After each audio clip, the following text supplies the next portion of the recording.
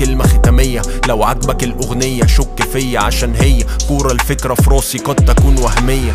مرعب، الجوكر مرعب. واهلا بيكو في الشيكو شيكو. طيب يا صاحبي، الجوكر نزل تراك الساحر، تراك ده معلقه والله العظيم مكونه تقريبا اكتر من 70 شطر او 70 بار يعني، بس ستوري تيلينج فشيخ. وقبل ما نبدا، انا بزهق من الراب اللي بالنوع ده، بالمناسبه بزهق جدا يعني. مش اغنيه المفضله او تراكاتي المفضله اللي ممكن اسمعها طول اليوم، بس بروح اخد منه فكره او معلومه او طريقه حكي حدوته بتبسط بيها وبمشي. هو بالظبط كانك داخل محل اكل بيبيع كبده وسجق، ما تقولوش انا عايز فراخ بانيه او كوردن بلو، هو بيبيع كبده وسجق، روح له لما تبقى عايز كبده وسجق. تمام. تعال، الحدوته اللي هيحكيها هي حدوتة الدنيا بشكل عام، وليه دايما بتقعد تسمع انت كجيل صغير ان زمان كان احسن من دلوقتي كتير. هو ابتدى يحكي لك الحدوتة من وجهة نظره هو. تحية في بادئ الكلام للأسياد وللعوام، قصتنا قصة قرية في أرض الله من 1000 عام. قال لك انا جاي يحكي عن قصة قرية في ارض الله من 1000 عام. حلو، اسمع بقى اللي جاي. أحوال الناس تمام، الصبح الناس تشوف أشغالها، يجي الليل تنام. الصبح الناس تشوف اشغالها، بالليل تنام. اذا في الوسط ما عندكش حاجة بتضيع وقتك فيها. انت بتضيع وقتك في ايه حاليا؟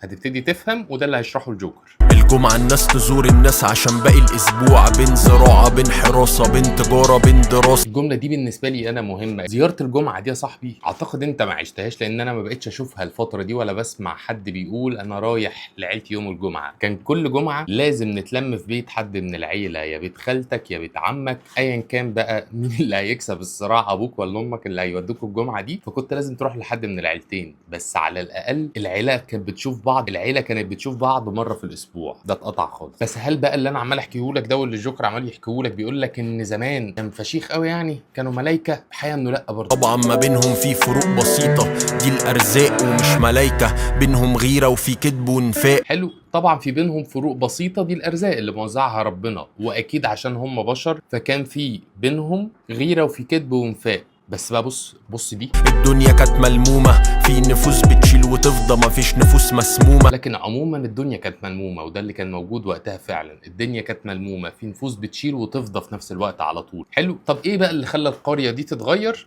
تعال نسمع بيقولها ازاي. السامع يا كريم استعيذ من الرجيم، قريتنا الهادية زارها في ليلة شؤم ضيف لئيم. هنا ابتدى يستعيذ من الشيطان. ليه؟ علشان بعد كده قال لك قريتنا الهاديه زارها في ليله شؤم ضيف لئيم. فهو هنا ابتدي يشبه الراجل اللي احنا هنشوفه هيعمل ايه الشيطان الرجيم. علشان عمل ايه بقى؟ من النيل حتى الفرات انا صانع للناس كرات، يشوفوا فيها عيشة ناس من مختلف حضارات. الكرات دي بالنسبه لي انا الجوكر شايفها ان هي التكنولوجي، وهي البوابه اللي فتحت لك علشان تقدر تشوف عوالم كتيره وتقدر تشوف ناس اكتر ما كنتش قادر تشوفهم زمان. دلوقتي كلنا شايفين حياة بعض وكلنا مطلعين على حياة بعض، واقدر دلوقتي اعرف الناس في سنغافورة عايشة ازاي وبتعمل ايه وبتروح فين. ده بسبب اللي اخترع الكرات دي، وهو ده الضيف اللئيم اللي بيتكلم عنه. طب هو ليه ضيف لئيم؟ دخلنا في الكئيب صلي على الحبيب، ذكره رحمة لينا لان بين نفوس تطيب. ماشي، خلينا كلنا طبعا ناخد ثواب ونصلي على الحبيب زي ما الجوكر قال، وربنا يجعله في ميزان حسناته ان شاء الله. كون اللي أصرفه من أهل القرية واحد واحد قال عايزها، الساحر قال لكوا شخصيات مختلفة ولازم أدرسها. صايع فشخ. من اهل القريه واحد واحد قال عايزها، من اهل الكون اللي احنا عايشين فيه ده اول ما شافوا التكنولوجي دي انبهر وقالوا احنا عايزينها.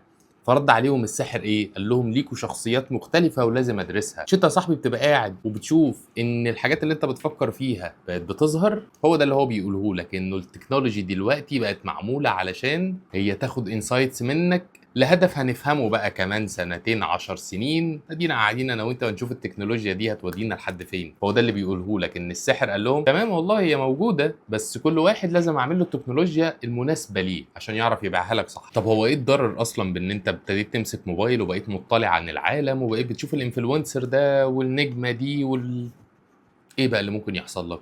نبدأ بأخونا راضي كان عايش وراضي. هيبدأ بحكاية راضي اللي هو كان دايما طول عمره راضي واسم بينم، وصفة الرضا دي قليلة انها تبقى موجودة. فكرة الناس اللي راضية بقليلها او بكتيرها دي قليلة دلوقتي. فده كان شخص راضي ومقتنع وقنوع. حصل له ايه بقى لما مسك التكنولوجي؟ شاف اللي بيصرف ده اللي ماله وطول الوقت فاضي، فحكم بان الدنيا ظلمه دي مش محتاجه قاضي. الرضا من عنده ابتدى يتسحب علشان هو شايف قدامه في الجهاز اللي هو ماسكه ده عمال يصرف هنا، وده بيجيب عربيه من هنا، وده عمال بيجيب كذا، طب انا ليه مش معايا ده؟ ابتدى يشعر بعدم الرضا. تعالى كمل. كره بيته جلابيته وكل شيء في محيطه، كل ما يتفرج اكتر كل ما تتحطم نفسيته. كره بيته وجلابيته وكل شيء في محيطه، كل ما يتفرج اكتر كل ما تتحطم نفسيته. اكيد راضي ده في حياتك كتير اتأثر بسبب الحاجات دي، صح؟ اكيد صح. اصل بيزيدوا فيزيد تساؤل ليه ده مش في ايده، خصوصا وان معظمهم لا في مهارته ولا تربيته. يا دين امي عليك ايه اللي انا قلته ده، يا لهوي عليك. قال لك اصل بيزيدوا فيزيد تساؤل لكل ده مش في ايده، خصوصا ان معظمهم لا في مهارته. ده حصلت لك وحصلت لي وفكرت فيها في يوم من الايام، هو ده ليه مش انا اشطر منه، انا اصيع منه، انا كرييتيف اكتر منه، انا بطلع افكار احلى منه، ليه الراجل ده باع الاعلان ده وانا مش عارف ابيع، ليه الراجل ده كل يوم بيكتب مسلسل وانا مش عارف اكتب. حصلت مليون مرة يا صاحبي. تانينا الأخ سعيد كان عايش سعيد، شايف الأول الرضا اتسحبت منك، وبعد كده إيه تاني الصفة اللي هتتسحب منك؟ السعادة. في الكورة شاف عبيد وسيوف من الحديد وحروب وناس بتموت من الجليد، حتى الجليد حس. ابتدى السعادة بتاعته دي تقل لأنه قاعد بيتابع طول الوقت الأخبار اللي فيها ناس تفاهم.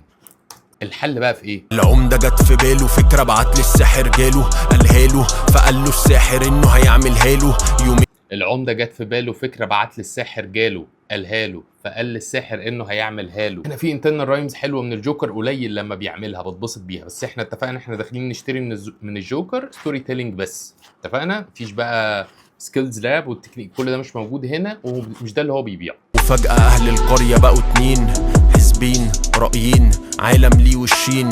فلما هتيجي تسمع التراك هتلاقي انه بقى فيه فريقين، كل فريق قال له طلع لي كورة، فريق قال له طلع لي كورة بتطلع الحاجة الوحشة للناس علشان تخاف، وفريق قال له لا ما تطلعليش الحاجة الوحشة للناس، انا عايزهم يحسوا ان هم مبسوطين دايما.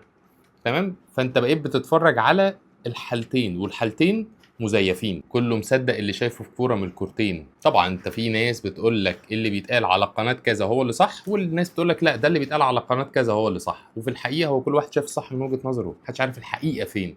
هو ده صح من وجهه نظره وده صح من وجهه نظره، الحقيقه فين ما عندكش انت بقى، ما عندكش المصدر اللي بيقول لك الحقيقه فين. كلمة ختامية لو عجبك الأغنية شك فيا عشان هي كورة الفكرة في راسي قد تكون وهمية. وده اللي قاله جوكر في الاخر، قال لك كلمه ختاميه لو عجبك الاغنيه شك فيا عشان هي كوره الفكره في راسي قد تكون وهميه، انه حتى اللي انا حكيته لك ده جايز اكون ببيع لك ده. ففي الاول وفي الاخر انت مالكش غير نفسك ودماغك، صدق اللي هتصدقه كذب اللي هتكذبه، المهم تكون حقيقي وتحاول تكتشف الحقيقي فين، لان ده الصراع الابدي يا صاحبي، هو الحقيقه فين، مين الانسان الحقيقي ومين الانسان المزيف. يعني الجوكر انا بحب الستوري تيلينج بتاعه جدا، ما بسمعش التراكات دي كتير، بسمعها مره بتبسط بيها جدا جدا، وممكن بعد فتره اقول انا عايز اسمع شويه ستوري تيلينج فاجيب تراكات الجوكر واعدي عليه. مش نوع الراب المفضل بالنسبه لي، ولكنه نوع مهم احب ان انا اقول للناس اللي ما بتسمعش راب، لو قالوا لي هو الراب ده فيه ايه اقول لهم تعالوا اسمعكم الجوكر بيعمل ايه. فاهم قصدي؟ لو وصلت الحته دي يا صاحبي انا بحبك، بلاش الخناقات بتاعت الجوكر فوق والجوكر تحت، يعني براحتكم الكومنتات بتاعتكم اتبسطوا.